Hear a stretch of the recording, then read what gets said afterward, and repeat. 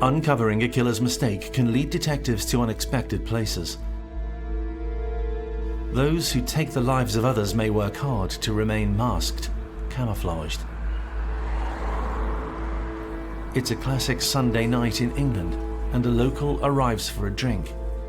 He went to a local pub where he sat and ordered a ploughman's, had a chat with the landlady, and drank an orange juice and lemonade. Shortly after, the man popped his coat on, went to the bathroom. And he dried his hands on a paper towel, which he put in the bin. The biggest mistake Paul Hutchinson made was that he didn't have a crystal ball. He couldn't anticipate the advances in forensic science that would bring about his undoing. An hour or so earlier, Colette Aram failed to turn up as expected at her boyfriend's house in a nearby village. The family reported her missing. Colette was such a genuinely beautiful person that she wouldn't let anybody worry about her. The paper towel and the missing girl became part of a 22-year murder mystery. Every investigation is like a jigsaw, each piece offering new evidence as a picture of a suspect emerges. But which one will reveal the killer's mistake? Why Colette? She's beautiful Colette. Why her?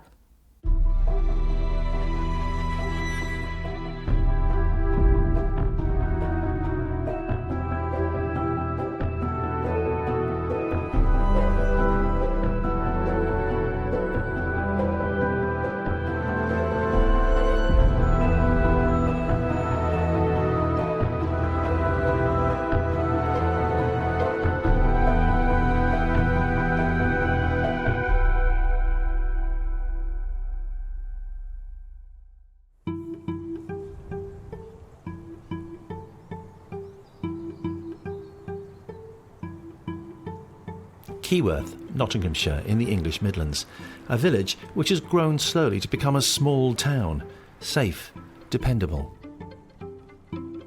If you like village life, then Keyworth was an ideal place to live. Picturesque, low crime rate, just a lovely, rural, idyllic place to be. Keyworth's a lovely village. It was where I grew up. It's a beautiful village, and in the 80s when we were growing up, it was one of the safest places. You just went everywhere and did your own thing, and a lot of people know each other, friendly, and just a lovely place to grow up.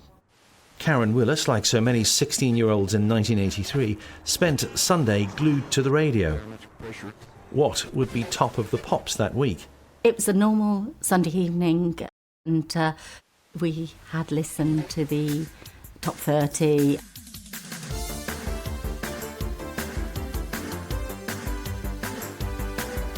After finding out it was Culture Club and Karma Chameleon, she planned on a date with her boyfriend and set off on foot to his house.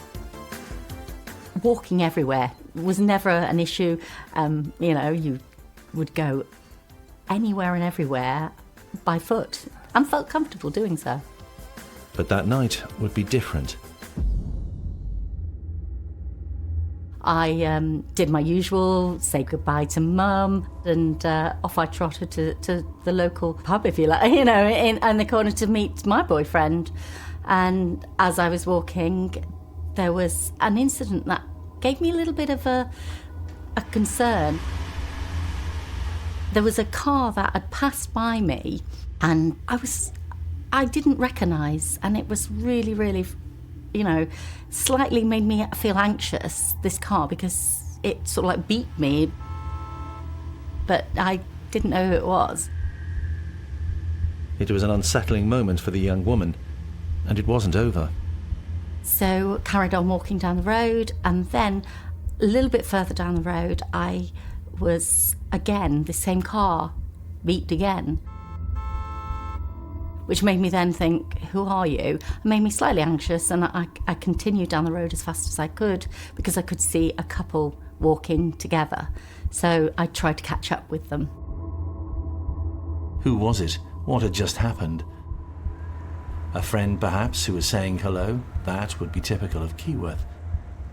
Karen Willis did catch up with the couple ahead of her, eventually got home safe. Later, she planned on calling her best friend, Colette Aram. They'd met at school. As Colette was growing up, she liked lots of different things. She liked riding, what have you.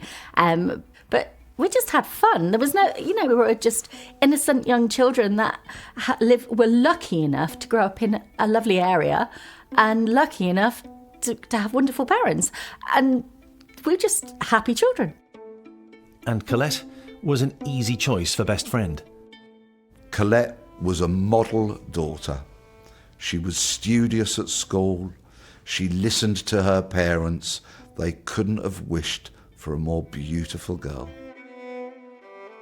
She was very considerate and kind and gentle and soft and caring. The girls had the same ambition for when they left school. We were both starting to do hairdressing, and Colette and I were so excited because we were going to go to college together. She was working in one salon and I was going to work in the other. Feeling confident about their futures, Karen and Colette felt set for life. First job, great place to live, and no reason to be worried about a neighbour called Paul Hutchinson. Paul Hutchinson seemed like a completely normal man next door. He was married, he had children, he had a normal job. There was nothing that made him stand out as abnormal or out of the ordinary. Except they should have been worried. Appearances, even in Middle England and places like Keyworth, can be deceptive. They don't come much worse than Paul Hutchinson. As a committed sexual deviant, in his spare time, he liked to hide out in sheds, watching young girls riding horses while touching himself.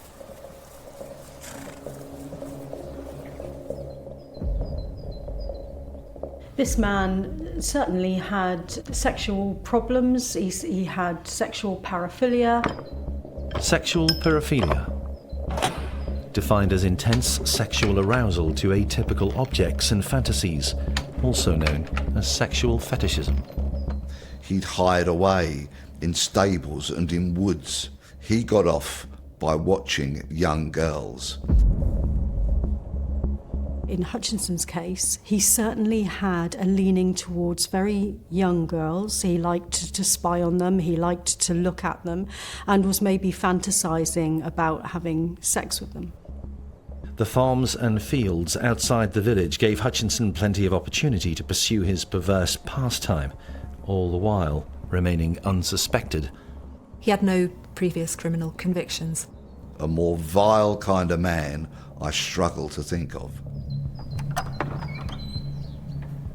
To locals, Paul Hutchinson was a 24-year-old who said he graduated in psychology before training as an electrician and settling early into family life. Sometimes people like Hutchinson make a very good job of hiding their sexual fantasies. There will always be some people who will recognise perhaps the strange behaviours. And sometimes within families, it depends how much questioning there is. He might have been able to live quite a private life in his own home. Those living near him, as the young married man whose wife had recently had a baby, saw him as a textbook family man. They were completely oblivious to the danger in their midst, a chameleon blending in behind the facade of Keyworth life, respected, unsuspected of anything untoward. Certain criminals are what they are. They steal, they rob, they burgle. So very much what you see is what you get. Not Paul Hutchinson.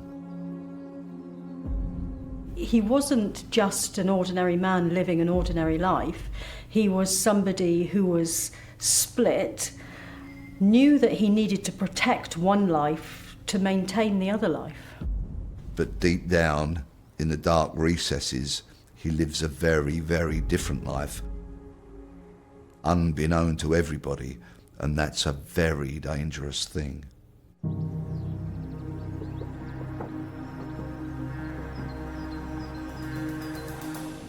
It was the 30th of October 1983 when Karen Willis had been beeped at by a motorist. Earlier, Paul Hutchinson was doing what Paul Hutchinson did, spying on young girls riding. Colette Aram had been at the stables. When home, she planned a night out. Colette had gone to meet her boyfriend, so she was going, as we all did, walking to see her boyfriend. He was going to meet her up Nicker Hill. Again, a beautiful place in Keyworth where you wouldn't think anything of walking. It was still a mystery to Karen, who had beeped at her earlier. As detectives later tried to uncover a killer's mistake, they would want an answer to that mystery. At 7 o'clock, a few streets away from Karen, Colette headed out.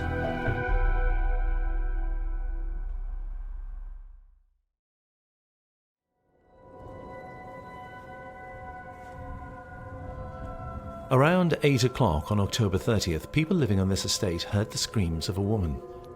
Locals heard a woman screaming. They also heard a car screeching off. The sound came and went. A brief moment of concern, but explained away perhaps as young people fooling around. Earlier that same day, unbeknownst to anyone, Paul Hutchinson had been indulging himself, ogling girls at the stables. Jane Monkton-Smith helps police forces profile people like Hutchinson. They behave in a very ritualistic way, so they have what you might call a fantasy in their head, which they relive, and that's how they get their kicks. Clearly, with somebody like Hutchinson, he's got a very specific ritual in mind, so he'll be looking for a certain type of victim, and he was looking for a young girl. A young girl like Colette Aram, who was on her way to visit her boyfriend. Colette didn't arrive at her boyfriend's, and soon afterwards the alarm went up. Colette's missing. Something's very, very wrong. It was very out of character for Colette to go missing. Some children do, and they do that a lot, but not Colette. This was completely out of character. She would have phoned her mum to say, by the way, I've just popped into Karen's, or I've just popped in, wherever she was going, she would have said. So mum wouldn't worry, because she was such a kind, considerate person. And that's why we knew so quickly that Colette was missing straight away, because she didn't arrive, and she would have made the phone call. Sometime that night, Colette's family called the police. As a detective, you dread hearing those words, a child has gone missing. Detectives are parents themselves, but they have to suppress all the natural concerns that they might have because they've got a job to do. We've got to find this child. As police arrive at the scene, family and friends convey a picture of Colette that makes it clear she isn't the kind of girl who just disappears. She must be in trouble. Everybody else that was around, had gone looking for her and was searching to find where she'd suddenly disappeared to, because nothing made sense. But this is serious. This is worrying. We've got to find this girl. The search parameters were set. Start at her home, follow the route to her boyfriend's, fan it out as much as you possibly can, depending on how many resources you've got available. Turmoil, horrendous. While police searched, Karen Willis becomes convinced that the strange car she encountered earlier that evening could give a clue to Colette's whereabouts. The police wanted to know a little bit more about it, but unfortunately that really, really hurts and still does, the fact that I couldn't give them anything more than the fact that this car had passed me and made me feel anxious. The next day, the community sprung into action. Everybody went out looking for Colette, everybody that knew was searching for her. Her brother, her mum, her dad, aunties, uncle, everybody was there trying to find where's Colette, because clearly that wouldn't have happened. She would have let us know. The following day, about 1.5 miles from the route that she'd followed, Colette's body was found. She had been raped, strangled, and her body had been left in a sexually provocative pose. Colette's brother had to suffer the horror of finding his own sister dead. To this day, I have no idea how he lives and copes with what he saw. Trauma never goes away. The family every day live with that trauma, and it's never going to go away. You know, you can say time makes a difference, but it doesn't. It's so traumatic what happened. I personally had to break away from any of the information about what had happened to Colette that evening, and that was how I protected myself. I felt guilty that it was Colette. I didn't want, obviously, it to be me, but I had so much guilt that, why Colette? She's, you know, she's beautiful Colette. Why her? Why anybody? But, yeah. As police searched for clues and the perpetrator, village life in Keyworth, a previously serene and safe space, was turned on its head. Keyworth changed that day. It became a different village. It became a village where nobody trusted one another. Everybody wanted to know where everybody was, and we weren't allowed to walk the street by myself, and I didn't want to. We were too frightened. And probably to this day, you know, obviously the children now are growing up, you know, but even as parents, I always make sure I take my children everywhere, and I know that my parents did the same from that day forth. Police were on the hunt for a killer's mistake. Quickly and correctly, they assessed the sequence of events. Colette was abducted from a country lane. She was bundled into a car.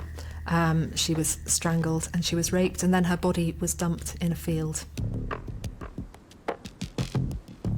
When Colette's parents bid her farewell that evening, they wouldn't have dreamt for a moment that such an appalling thing was going to happen to her.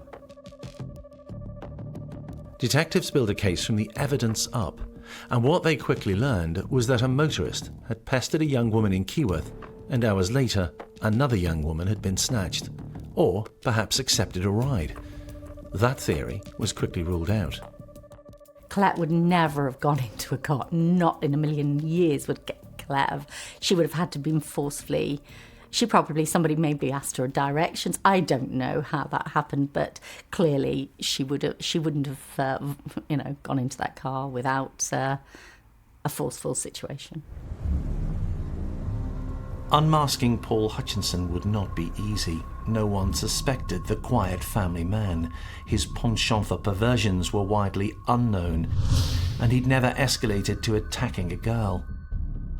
On the evening of Colette's murder, he behaved as usually as he could.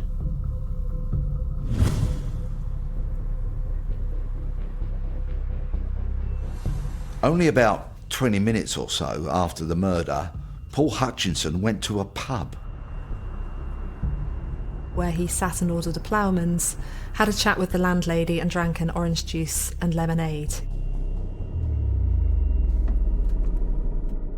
The barmaid that served him was alarmed by his demeanour.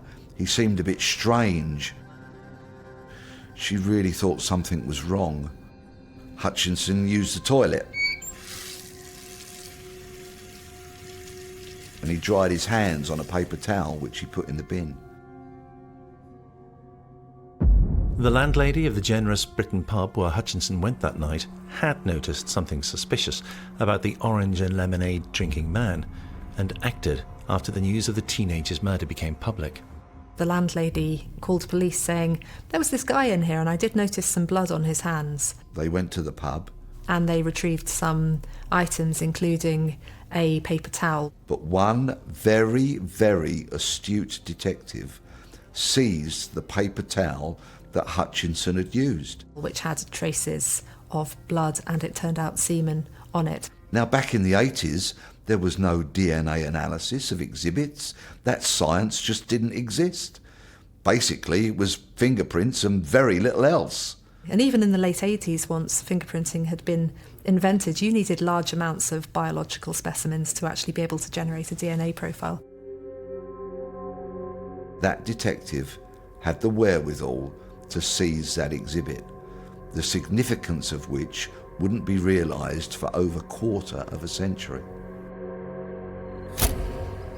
How had Paul Hutchinson, the pervert who preyed on horse-riding girls, escalated to murder and then had the audacity to calmly go into a pub?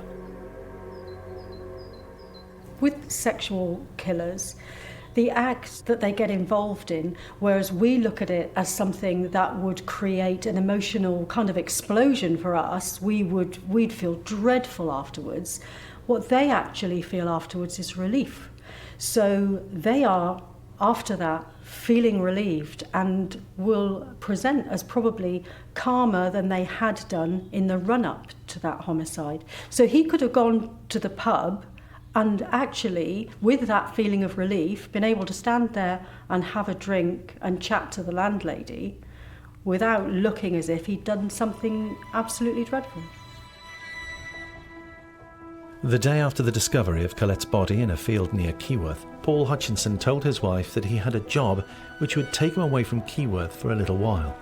Soon he would show a chilling level of confidence that he'd got away with murder.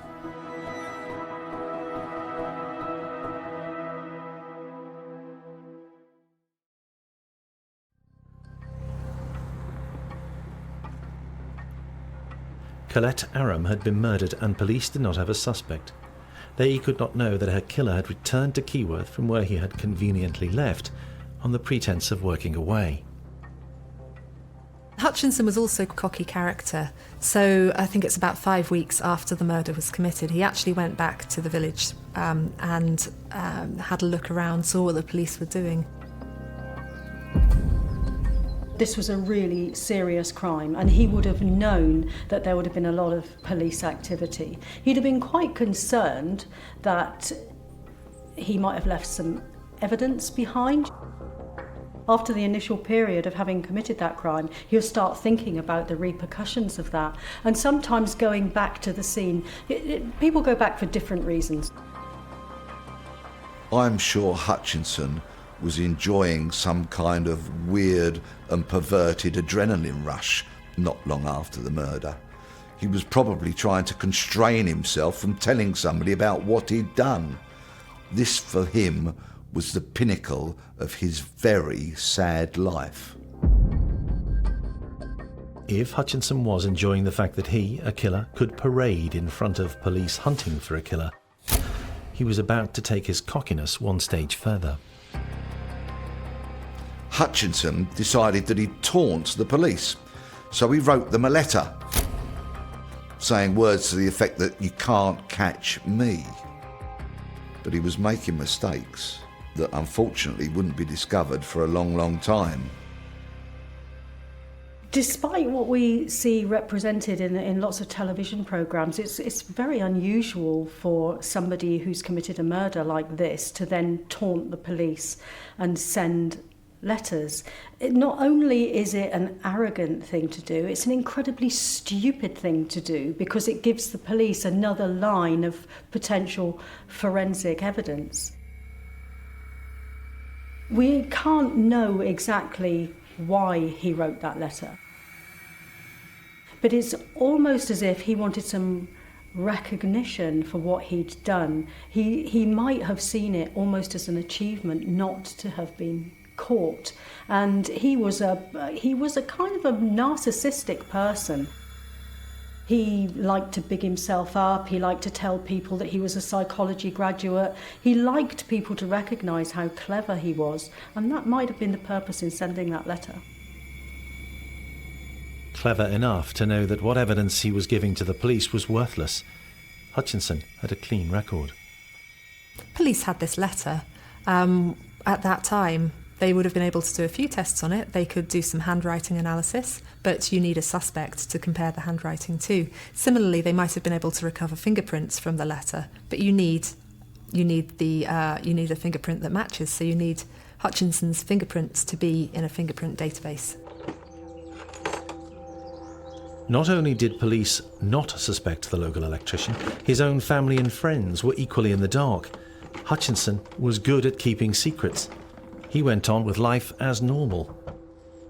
Depending on his kind of personality profile, depending if he was somewhere on the spectrum of psychopathy, very often those people do become very good liars because they become very manipulative.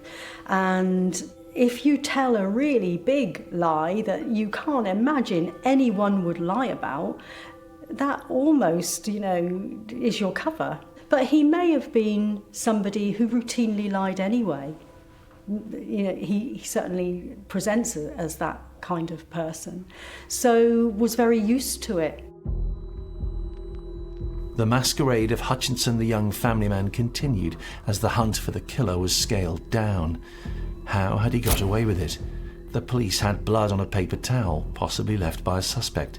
Fingerprints on the letter that he had sent, coldly telling the police they would never catch him. But weeks turned into months, then years, and still no arrest for the murder of Colette. He had made mistakes, but technology advances would be needed to uncover them. If the same crime happened today, one of the obvious first things police would have been able to do was retrieve DNA from Colette's body, from underneath her fingernails. They'd be able to look at the fibres on her body. They'd be able to maybe look at DNA found on her clothes. Those tools just didn't exist back in 1983. No CCTV. No automatic number plate recognition cameras. No mobile phones and all the evidence that they can give. And forensic science was really in its infancy. If you got a fingerprint, you were a very lucky detective. DNA fingerprinting was invented in the mid-80s and started being used towards the end of the 80s, and even then you needed a large amount of biological material. Today, you can just run a swab over a door handle, pick up a couple of cells and generate a DNA profile from those cells. The murder of Colette Aram was to be the first case to appear on a British TV programme called Crime Watch. Colette's mother made an appeal. As a mum, she went on Crime Watch, did so many, everything she could possibly do as a mum to get him where he needed to be, behind bars. Crime Watch was new. It was something different. It gave the police a tool that they'd never had before. Keyworth had a population of around 4,000. The new information in many ways got in the way.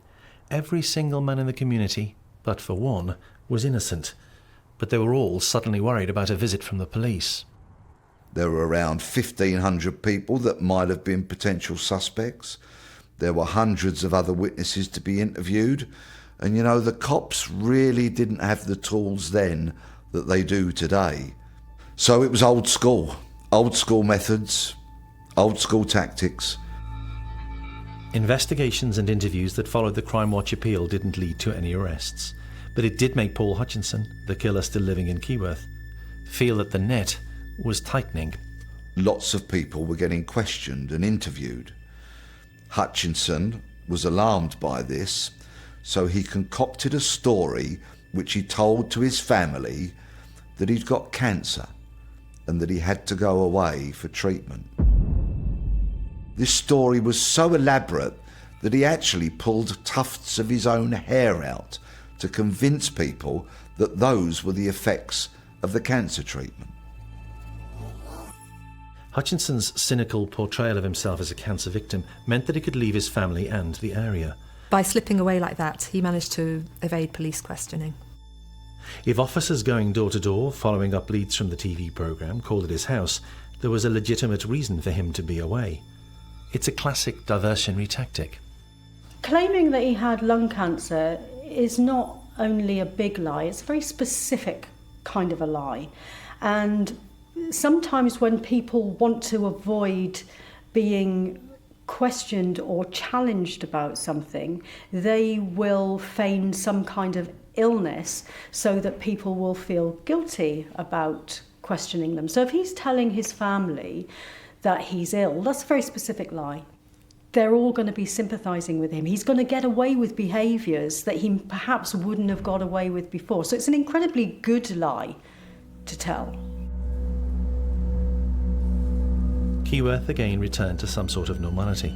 Karen's friends and family struggled to rebuild their lives. Karen decided to devote herself to her chosen career. It was a mark of honour for her friend.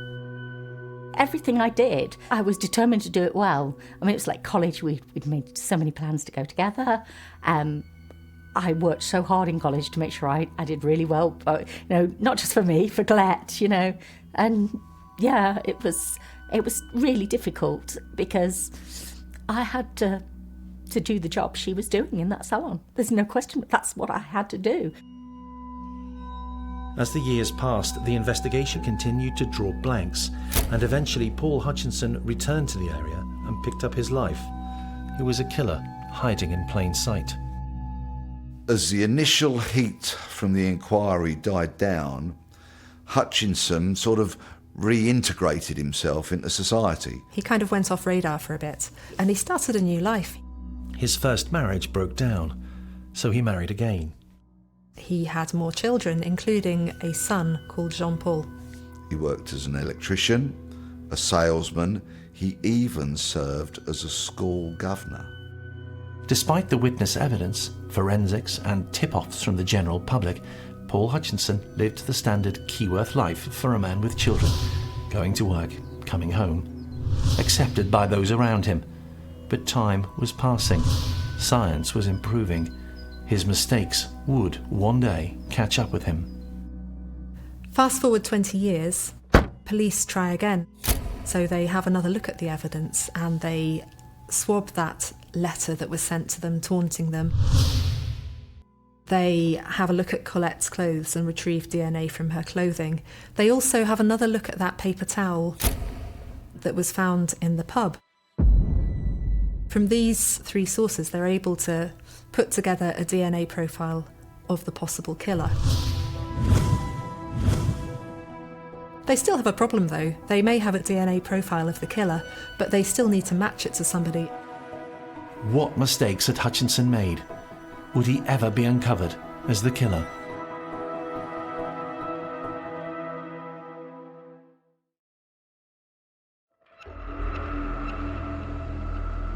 In Britain, a statute of limitations means that some crimes are left unsolved. Burglary, theft, vandalism, the list goes on. As the years pass, the cases are dropped. There's no statute of limitation on murder. The crime remains on the books forever or until solved. Paul Hutchinson may or may not have known that as he went about his normal life in Keyworth. By the time 2008 came round, forensic science had leapt forward enormously. Some of the exhibits from Colette's case had been examined and DNA profiles had been obtained. Every person that was arrested was now being swabbed as a matter of routine. One such person got arrested for a driving offence, taken to the police station and was swabbed. That young man was called John Paul Hutchinson. A killer's mistake was about to be revealed. His days were numbered. The turning point in this case comes when Hutchinson's son, Jean-Paul, is pulled over for a speeding offence and arrested.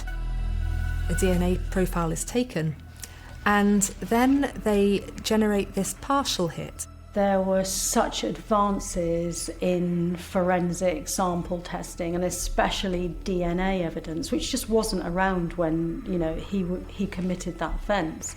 And things have moved forward so much that you don't even need to be yourself on the database now for the police to get a match. And increasingly we're seeing that where people who've committed offences 20, 30 years ago are now getting that knock on the door, which a lot of them must be dreading. So he couldn't possibly have predicted that things would advance in the way that they have. So he was just very unlucky that he managed to keep himself off the DNA database so that that match wasn't made, but he could not control any of his relatives getting onto the database. Like the man arrested on a driving offence in Keyworth. An analysis of his DNA profile showed a lot of similarities with the DNA profile that they'd got from the exhibits around Colette's murder. The dots were beginning to get joined up. Jean-Paul's DNA matches the crime scene DNA profile, not entirely, but enough that that makes them think, maybe this person is related to the killer. There was a match then to Colette's murder, and it was only a matter of time before he got the knock on the door. Was the family man about to discover that his own son inadvertently would create his father's downfall? The DNA profile was close enough for police to suspect that a family member of the young John Paul Hutchinson was linked to Colette's murder. It couldn't be John Paul, he was too young.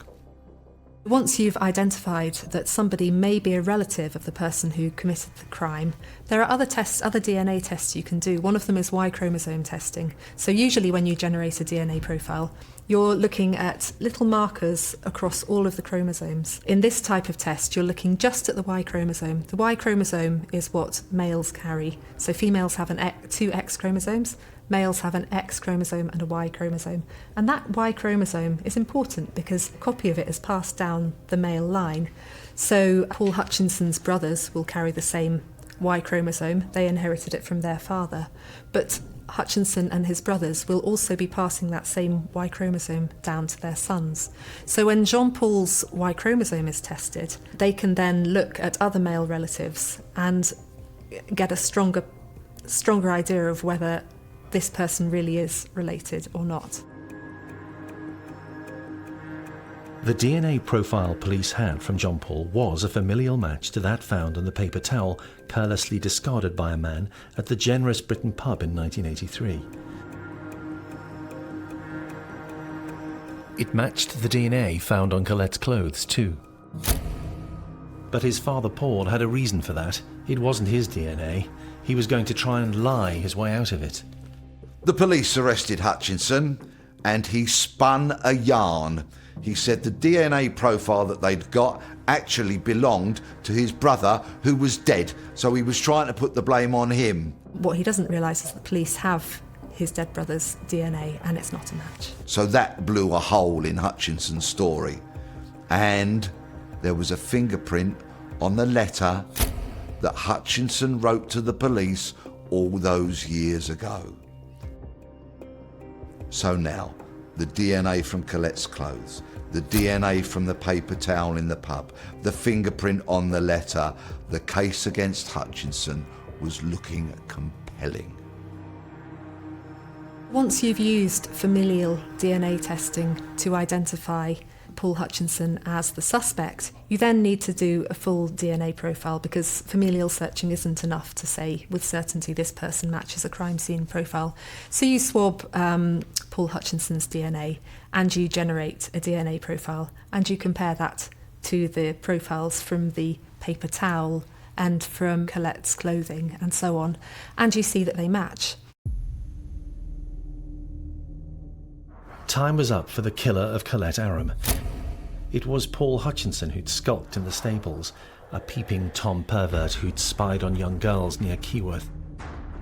It was almost certainly Paul Hutchinson who'd beeped at Karen Willis,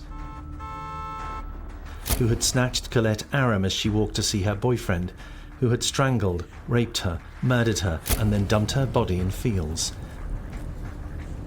It was Paul Hutchinson who'd gone to the Generous Britain pub, casually ordered an orange and lemonade, washed away blood from his hands before drying them on a paper towel.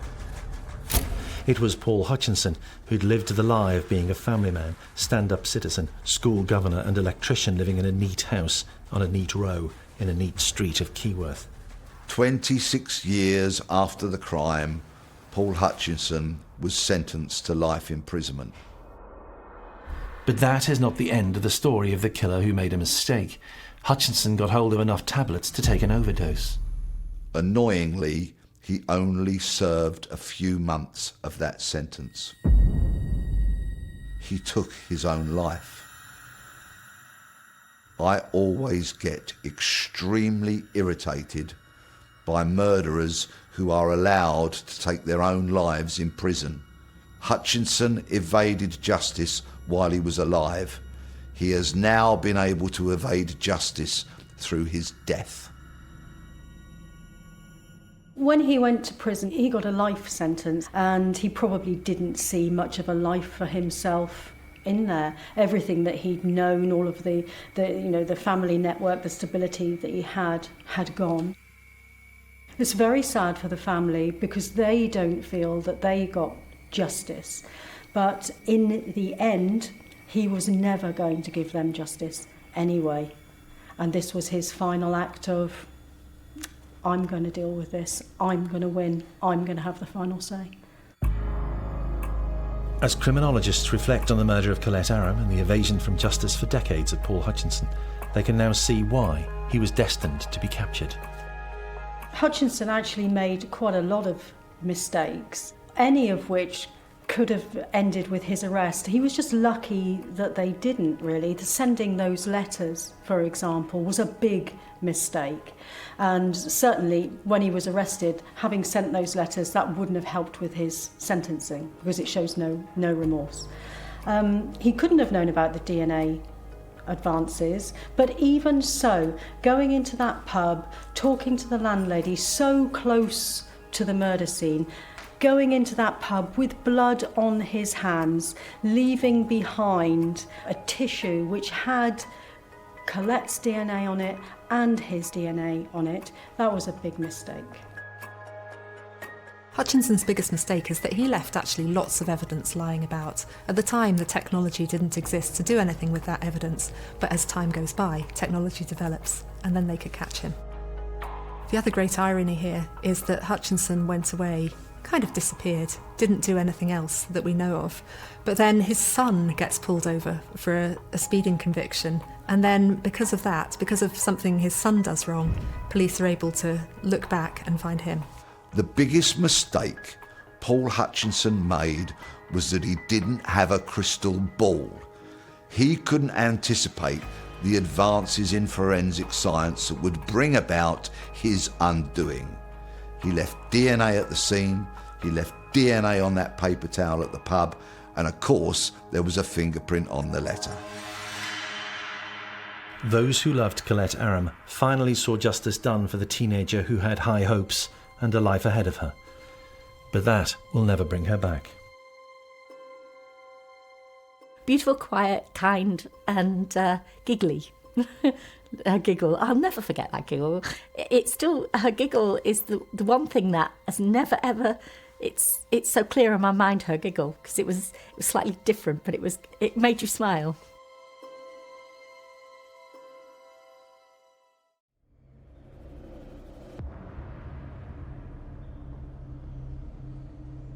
In an idyllic place, a mother disappears from the family home. Our kids had come home from school, she wasn't there. That was unexpected. The door was left open. She was meant to be collecting her child from school. She didn't turn up. Police were called to the address. Later that evening, Nat, the father, the husband, had been contacted. He was staying elsewhere at the time. Thereafter, the investigation into her as a missing person began because it was totally out of character. Arlene Fraser, a family woman, had simply vanished. Nobody could explain where Arlene was. Weeks earlier, she'd been attacked. Was there a link? Arlene was just an ordinary mum. Why would someone attempt to murder her a month before and then she goes missing? In a case which frustrated detectives, a specialist lip reader used by Britain's security services, her identity protected, was drafted in to help uncover the truth. And at another point, he actually mimed drawing his wrist when he was talking about cutting up the bones. What had happened to Arlene Fraser? Detectives fear she's been abducted, murdered. And if she has, how will they solve the mystery? Every investigation is like a jigsaw, each piece offering new evidence as a picture of a suspect emerges. But which one will reveal the killer's mistake?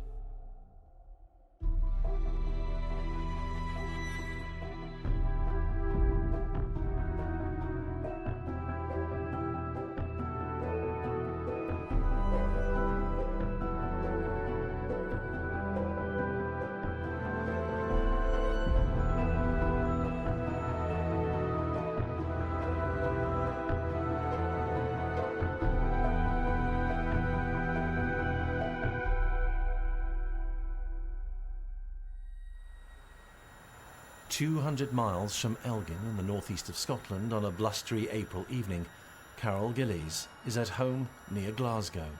Her life is about to change. It all started with a knock on the door.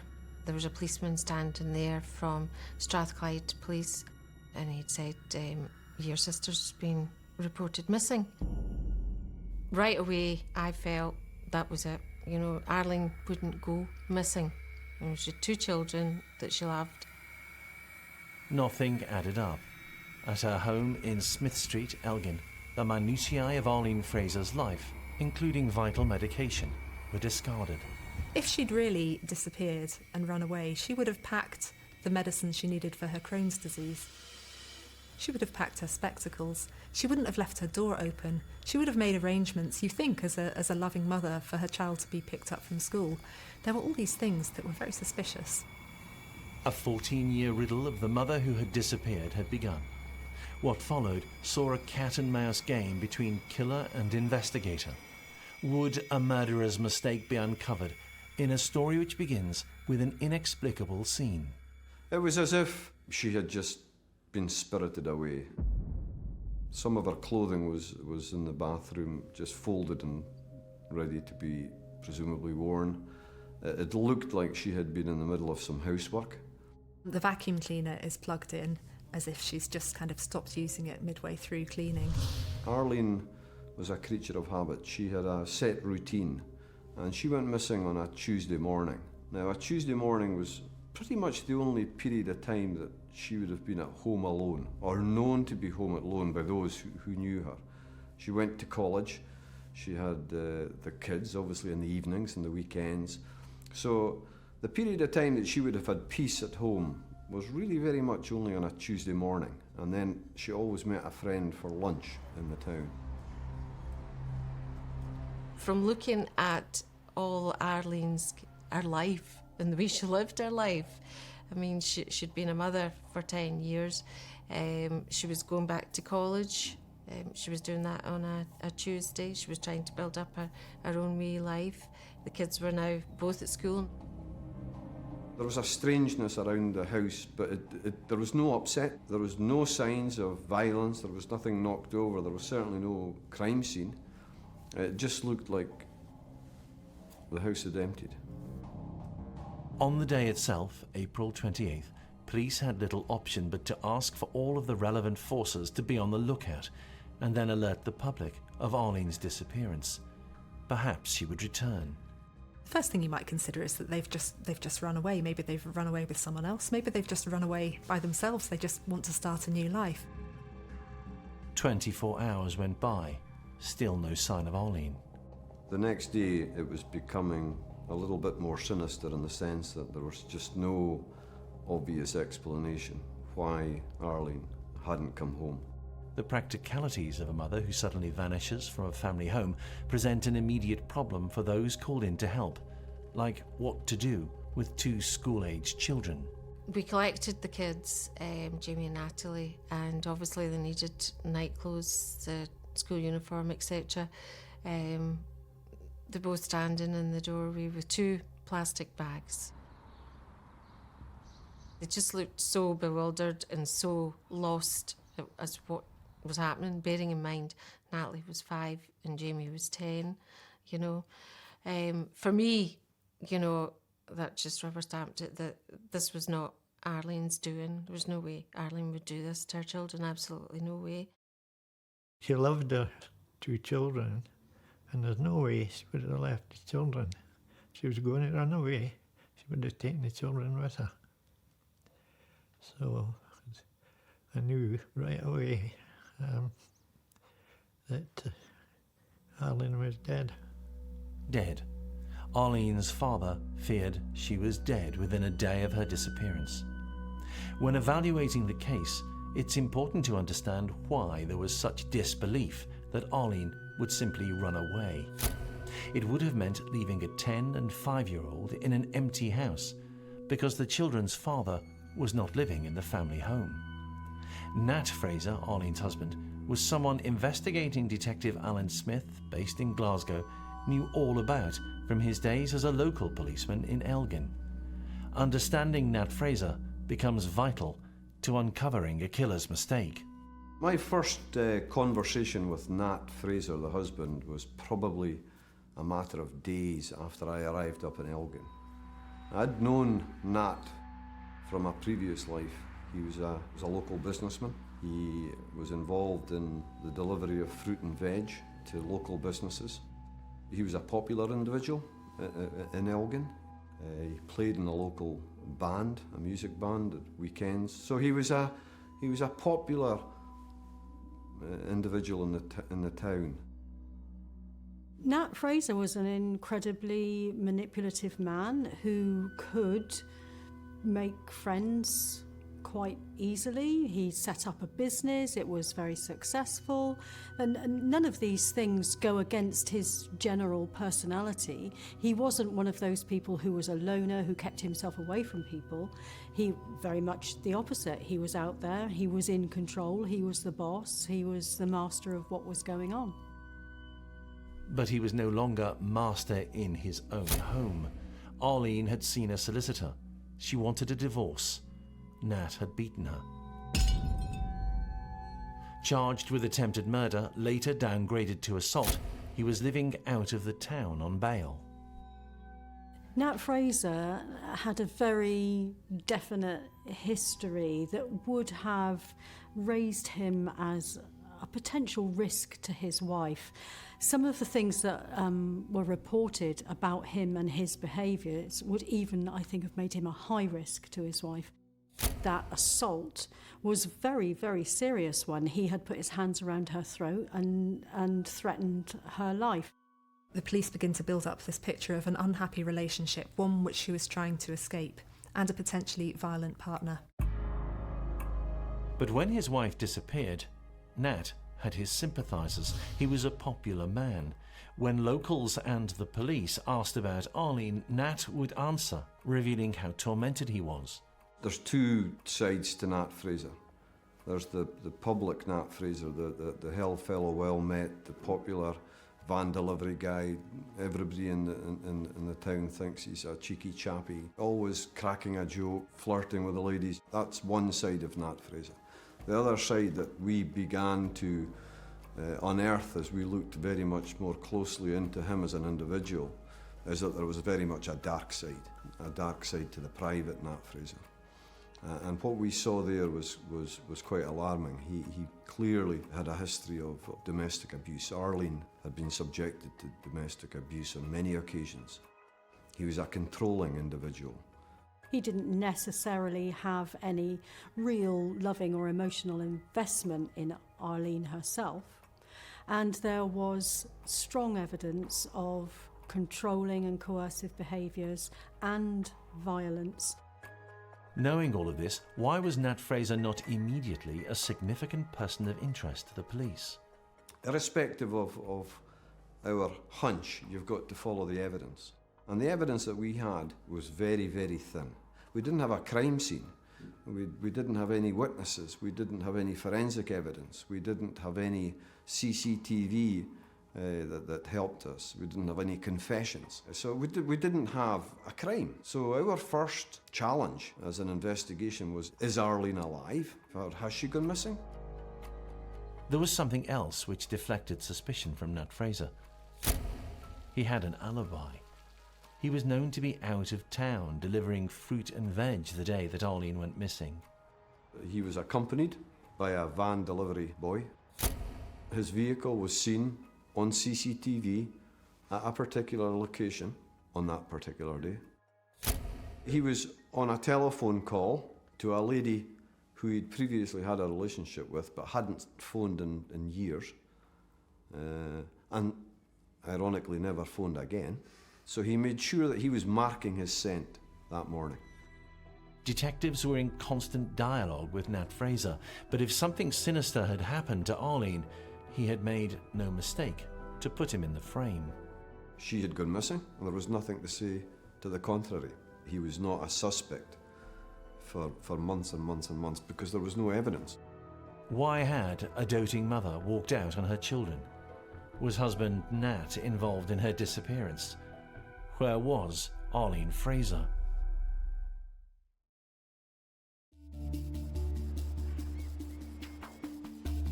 Detectives with little to go on in the hunt for Arlene Fraser simply kept a watching brief on her husband Nat. His demeanour did not compute with what they knew had been going on behind closed doors on Smith Street. Nat's behaviours were odd around the time that she was reported missing. Now, on the evening that she was reported missing, he was staying with a friend and he had received a phone call that Arlene had gone missing. Now, in the context at that time that they were a couple going through a divorce and there was no love lost there between them, bizarrely he went straight into the Telgin where she lived, and within no time at all that evening he was checking the hospital. He was showing all signs of distress and concern, which was completely out of character. After only a few days, he seems kind of very blasé about the whole thing, and he goes from being the extremely concerned partner to police actually having to contact him to give updates on the case. A few weeks later, he's making jokes to friends about, oh, the kids will get used to her being away and so on. That's not the behaviour of somebody who's genuinely worried about their partner and the fact that they've been missing for several weeks now. The media locally and nationally began to speculate, but not about Nat Fraser. Coverage focused on the mother who'd abandoned her children. There was a lot of bad press about Arlene, which was, was hard to read. There was talks of her being on drugs, which was just ridiculous, absolutely ridiculous, about having boyfriends, things like that. Where were the stories coming from? None other than Nat Fraser. And of course, naturally, those who know Arlene, that would make no sense. So he introduced some elements to create an impression that she was involved in drugs, that she was promiscuous, that she was involved in other relationships. He blackened her character. I think these things come with the territory, but at the time you don't realise that. You just have to, if you can't stand the heat, get out of the kitchen sort of thing. So we just tried our best to kind of rise above it. But undoubtedly this was part of Nat's plan to create an impression, plant a seed that Arlene was into amphetamine, into drugs, which was never the case because we were able physically to get samples of Arlene's hair from a hairbrush post-disappearance. And that evidence scientifically told us that Arlene was not involved in drug abuse. Similarly, the relationships that he suggested and others close to Nat suggested she was involved in never came to anything. Detectives wondered why Nat Fraser would start these stories. As the months passed, Nat pushed a plausible story. Arlene had run away. It became vital to him that the picture he painted of Arlene was seen to be true amongst the community, including the police. Arlene's betrayal of her family was a story which Nat repeated to anyone who would listen. They believed, through fantastic propaganda by Nat Fraser and his close friends, that this woman had up sticks, abandoned her kids, disappeared, leaving him and the kids with a difficult situation. So she was being painted as a pariah. Fraser embellished the story as the anniversary of her disappearance neared. Arlene had funded her new life with a stash of Nat's cash taken from his house. But Arlene's father, Nat's father-in-law, a quiet man, told a different story. I knew that Arlene hadn't run away, despite what Nat Fraser was saying. I just knew because she would have phoned me on the Tuesday, so I suspected right away that she had possibly been killed. And he had an idea of his own as to who was responsible. They always blame the husband in murder cases, so possibly Mr. Fraser would be a prime suspect. Although I think there might have been one or two others up there. But he was a suspect. And I think the police knew that, you know, they were looking at a murder investigation.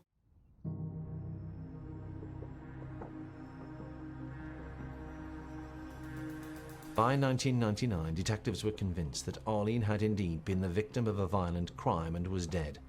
But if so, no killer had revealed a mistake. They set about proving their suspicions in stages. First, that Arlene was not alive. The proof of death, which is what we were doing, the proof of death in relation to Arlene is about closing doors of life possibilities. So no activity on her bank or any finances for X period of time. No apparent interaction with pharmaceutical outlets for medication that she needed in the UK, not just locally, in the UK. Similarly with her contact lenses, her renewable contact lenses. No activity in that regard. Telephony, nothing that would suggest contact with friends, family. All of these elements had to be proved in a negative sense to be able to then say, it looks very much like there's just no evidence that this woman is alive. Nat Fraser went about his life, running his fruit and veg business around the town, in and out of the family home on Smith Street. He maintained an impression that he thought she had gone on holiday. And I remember saying to Nat, this is some length of holiday that Arlene's gone on. And even then, he tried to maintain, no, that it was credible. She's gone off to Spain. And despite trying to reason with Nat that this is so out of character, how can you really believe this of Arlene? It just seemed illogical, incredible. But he couldn't but maintain that position, because to give an inch would be a weakness in the sense of it would have given ground back towards where he didn't want to go. Arlene's father and sister, meanwhile, were finding it hard to cope. It was really difficult because one minute you're living quite a normal life, you know, you're just every day, you're going to work, you've got 2 children, you're doing your housework, etc. And then all of a sudden you've stepped into this really almost dark life, you know, when you're talking, I mean, the word murder, you know, you're talking about that, that's horrible. 18 months after Arlene's disappearance, some in the police had concluded there'd been foul play. And privately, some acknowledged that they had a suspect, the same man that the family believed responsible, the man who was about to face charges for the attack on Arlene 5 weeks before she went missing, Nat Fraser. There seemed to be no other theories possible. The question has to be, who would gain the most from Arlene's disappearance? Now, in terms of motivation, Nat had a huge amount of motivation to get rid of Arlene. And statistically speaking, when a woman is murdered, in about half of cases, it's a partner or ex-partner who turns out to be to blame. So Nat Fraser is going to be an obvious suspect. The number one motivation was that he was already awaiting criminal trial for her attempted murder just weeks before she disappeared. So freedom, if she wasn't there to give evidence, was obvious. The second thing is we knew that she had been in talks with her solicitor around about a divorce settlement, a 6-figure divorce settlement, which was going to hugely damage him financially. Motivation number 2, with Arlene out of the equation, he's not going to lose his money. If Arlene was no longer there, he would get back into the family home, he would control that, he would get back with the kids and control that. All of his finances, he would be back in control. So from a perspective of motivation, there was no shortage of motivation. Whilst there were still plenty of people in Elgin who supported the popular Nat Fraser, time was not on his side. By the second anniversary of Arlene's disappearance, there seemed no sensible reason to support the claim that she had abandoned her children and left home. It was only the passage of time, weeks, months, years with some individuals, before they began to reflect on the likelihood of this as being sensible. You know, birthdays had passed, Christmases had passed. The kids, she was a devoted mother. The one thing that we knew was that she was a devoted mother. And yet, birthdays passed, Christmases passed. It was absolutely illogical.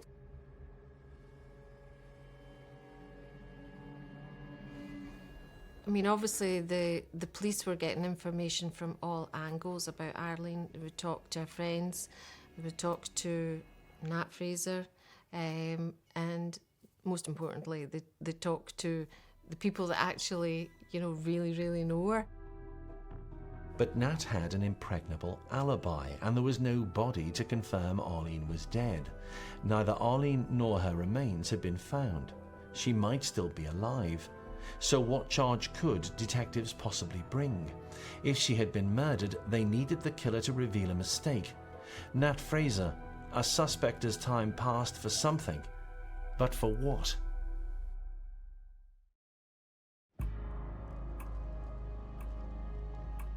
A turning point in the case came when a key piece of evidence was uncovered.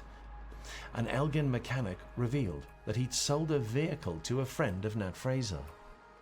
The case went very quiet, and then there was talk of a car being used, a beige Fiesta.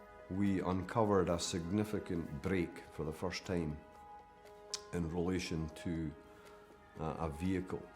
And police were very excited about this, and I think it is relevant to the inquiry.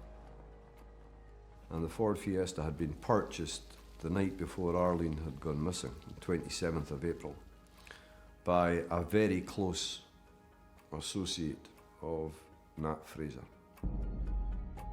in circumstances that could only be described as very covert, cash in hand and say nothing. There was a third party used to purchase the vehicle. Car was purchased the night before Arlene went missing, and then it was disposed of.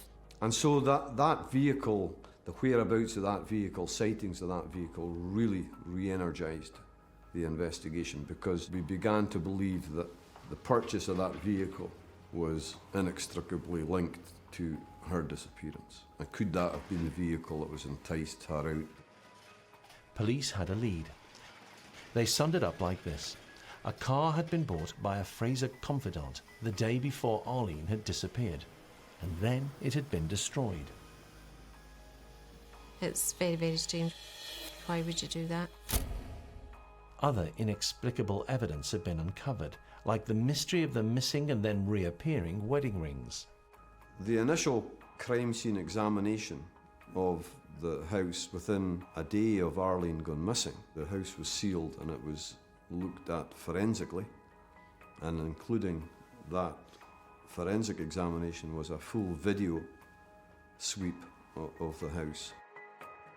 Days after that, once the family had moved back into the home, one of the family members recovered from the bathroom 3 rings, Arlene's wedding ring, engagement ring and eternity ring. But they hadn't been there during the course of the video. Now bear in mind, Nat had had fairly regular and free access to the house at that point in time. So the belief was that the rings had been returned to the house by Nat. He was crazy to think that the police hunting for this woman who's gone missing, and even her family, wouldn't notice that the rings weren't there and then they've suddenly appeared again. So that really suggests that somebody has gone in and planted those rings, and he's doing it to support his story that she's just run off and she was trying to leave him. But you know, if she was really trying to run off and leave him, surely she would have taken her rings and tried to sell them for money. It seemed such an obvious mistake from Nat. Why would he not dispose of the rings? Why commit the cardinal error of returning to the scene of a crime, so further exposing himself to suspicion? Alan Smith put it down to Nat's greed. As unbelievable as that might be, it is not that unbelievable if you understand how close Nat is to money and the value of these rings. And by reintroducing them into the family home was his way of being able to regain control of the rings and their value.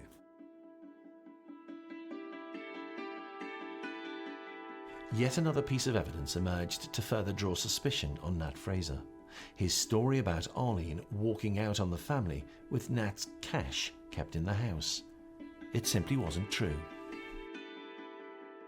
So his assertion was that Arlene had taken the money and disappeared, and it was all part of the plan, her plan.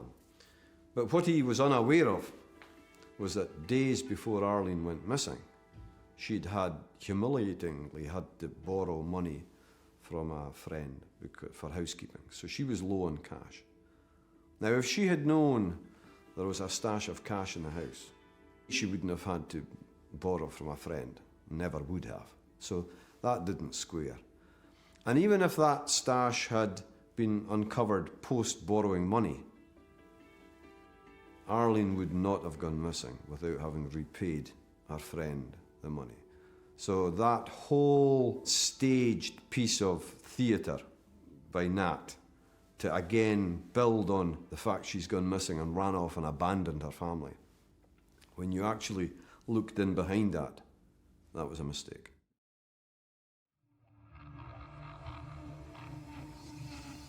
But there was still a big problem to overcome for police to prove that Nat was a killer. With so many sightings of Fraser miles away from Smith Street, home of Arlene, on the day that she went missing, how could Fraser be responsible?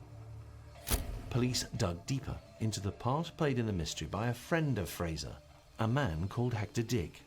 So Hector Dick was a business partner.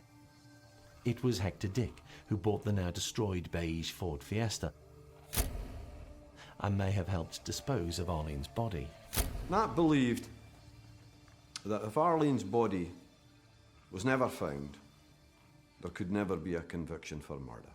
So his real driving force, I think, was in her body disposal, her body deposition. In a rare twist at this point in their investigation, the year 2000, police had Nat Fraser exactly where they wanted him, in prison. Whilst the investigation into her disappearance and possible murder continued, Fraser had been tried for the assault of Arlene, for which he'd been arrested in 1998. Convicted, he was sentenced to 2 years in prison. During this time, a third person entered the police investigation, another friend of Nat Fraser, a man called Glenn Lucas. He visited Fraser inside prison. Neither men knew they were being filmed. There was no audio on the tape, so detectives turned to a deaf, identity-protected lip-reading expert to help uncover what had been said.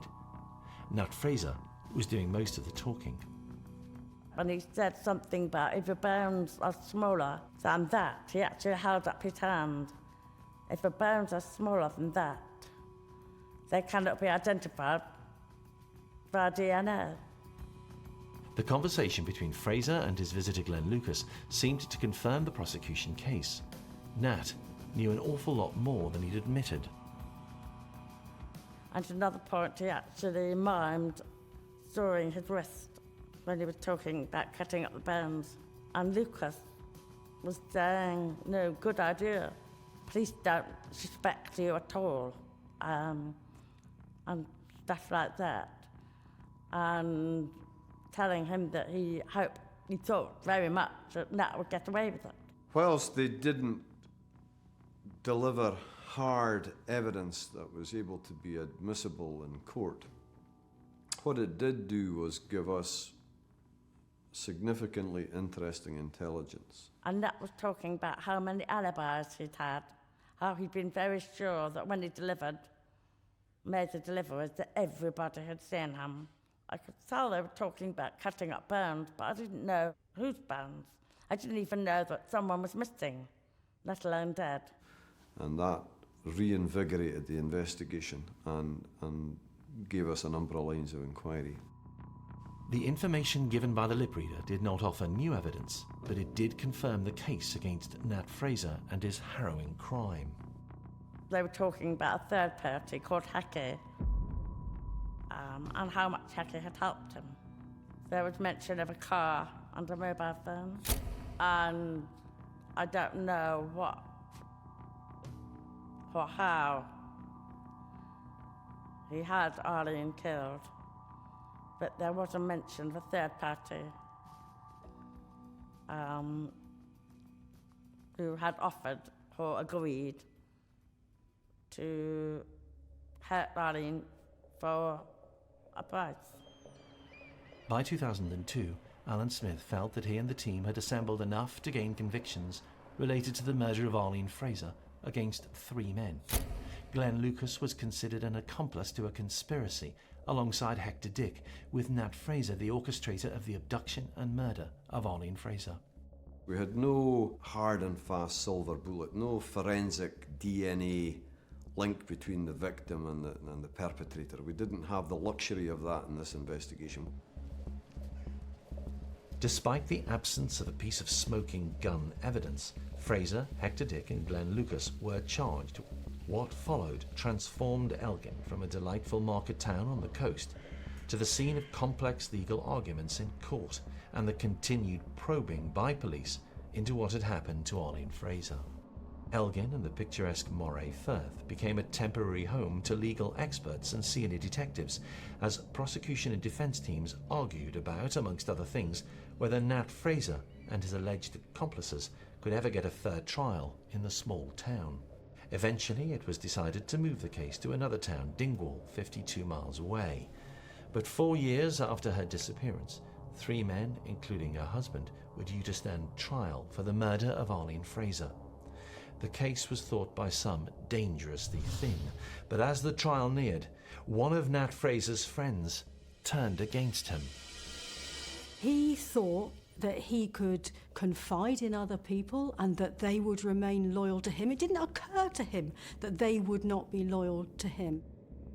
Hector Dick now offered to support the prosecution case, and he made an amazing revelation. He claimed that Fraser had hired a hitman from down south, that Arlene had been abducted, killed, her body dismembered, and then her body was ground up and burned, and then her ashes were disposed of. He also claimed that Fraser had asked him to acquire a car to help with the abduction. Charges against Hector Dick were dropped, as were those against Glenn Lucas. At last, Arlene's sister could have her day in court to put the record straight about Arlene. She was far from relaxed about it. Nothing was certain about the outcome. Being a witness in a high court is very, very scary. You know, it's really scary. Well, it was quite an experience because you're in the box and trying to answer QC's questions, and half the time my hearing aids weren't working. So it was a bit of a challenge. It's just not a nice atmosphere at all. They have a way of doing things, and you're asked a question and it's a yes or no, and you come away feeling very frustrated because they've asked the question but you want to say, but, you know, but no, it's a yes or no. So you feel kind of unfulfilled. What would be the outcome? Had Nat Fraser made a killer's mistake? Would he be found guilty of the murder of Arlene Fraser?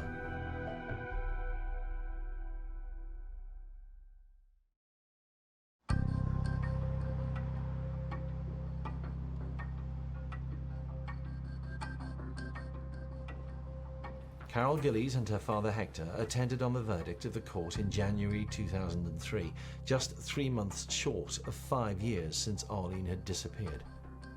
Nat Fraser was found guilty. The judge offered his opinion of Arlene's killer. The judge made it very clear that he felt that this was an evil crime. It was without any care for anybody else. It was planned, it was brutal, it involved other people. It even hurt, his own child. So when the judge described him as evil, that's quite a big step to take. That's almost saying there is no mitigation in what you did whatsoever. But if the people of Elgin thought that it was case closed, they were wrong. Nat Fraser would appeal and his conviction would be quashed. Well, today's the day we'll find out if the police and prosecution have withheld evidence, if they're allowed to withhold evidence. In 2008, after a series of court hearings both in Scotland and in London, on a legal technicality related to the Crown's evidence about the rings found in the Fraser family home. There was a technical question, in relation to the integrity of the chain of evidence and the way that those rings were handled by the police. And on the basis of that, the conviction was quashed because the rings played such a significant part in the first trial. And that was devastating. It was devastating for the police and the inquiry team, but it was doubly devastating for Arlene's family. Oh, it was horrible. It was absolutely horrible. And of course we were disappointed. We were bitterly disappointed. The quashing of the conviction for the whole family was just devastating, absolutely devastating. The whole court process for each and every one of us it was just a living nightmare. It seemed so unfair to everybody involved. Buoyed by his success in winning his appeal, Nat Fraser reverted to type. The old Nat came back. It was as if everything had lifted and he was back to being the cheeky chappie in the high street in Elgin delivering his fruit and veg. He could not contain himself. And the family had to endure that. And it was hard, but he reverted to type. Nat reverted to type. And so that absolutely was all the motivation that was needed, if any was needed, to get this train back on the track. Let's get this investigation and redouble our efforts to get him back into court. Police and prosecutors reconsidered their evidence. It may have seemed easier to let the investigation rest, but detectives wanted to take their case back to court. And so he went on trial for a second time, and this, again, was the first time that an individual who had a conviction quashed was re-indicted and put on trial for murder for the same crime. In 2012, Nat Fraser returned to court charged with the murder of his wife, Arlene. Would the case against him once again convince a jury? Had he made a mistake, or would the cheeky chappie win the day and walk free? We always remember sitting in a room, you could hear them saying, jury verdict, court 3, jury verdict, court 3. And away up the stairs we went. I mean, our hearts were beating, absolutely beating. She need not have worried. For a second time, a Scottish jury found Nat Fraser guilty. It was just the relief. You try not to be, jump in the air. You try to stay composed, but the relief is unbelievable, just unbelievable, because the alternative was that you would just walk through the doors and it would have all been in vain. And, and Arlene would still be out there, and that seems so unfair. Arlene's body remains undiscovered. It's somewhere out there, but the trial outcome did bring some consolation. I don't suppose you could call it joy, but it was a relief, because we were down in London at the Supreme Court, and it didn't seem to be going too well for us. So I was a bit worried. Nat Fraser was sentenced to life in prison for a second time. He will serve a minimum of 17 years. It had taken 14 years to bring him to justice. What was the key mistake which convinced a second jury to find him guilty? It was the crime scene itself which betrayed the truths Nat Fraser wanted to be kept hidden. If he was to be believed, the town of Elgin had been harbouring a selfish mother who had taken what money the family had and then set off on an extended holiday to Spain, having abandoned her children. But why would she leave behind vital medicine and her glasses? The unlikely claims by Fraser that a devoted mother would abandon her children, a wife who had already sought refuge from the abuses of her husband, did not ring true. Too many people knew too much about the nature of Arlene and that of Nat Fraser. Nat Fraser thought he'd planned the perfect murder, but what he couldn't do is erase people's memories. He couldn't erase the things Arlene had told her solicitor and her friends about their relationship. The fact that he tried to kill her previously. They couldn't erase the fact that she was a wonderful mother and that she cared about her children. And when she didn't turn up to pick up her children from school, that rang alarm bells. That was out of character for her. So that, for many, is the killer's mistake which Nat Fraser made, planning a story which asked people to believe that a doting mother and family woman would leave behind her children and, for what it's worth, vital medication too. It was that which convinced police, 2 juries and her sister that Nat Fraser was guilty of murdering Arlene Fraser, a woman who nobody could believe would abandon her children. She wouldn't do that to her family and her parents and her sister. She just wouldn't, because she knows us. She knows how we would, the grief, the worry. There's no way that she would put us through that. No way.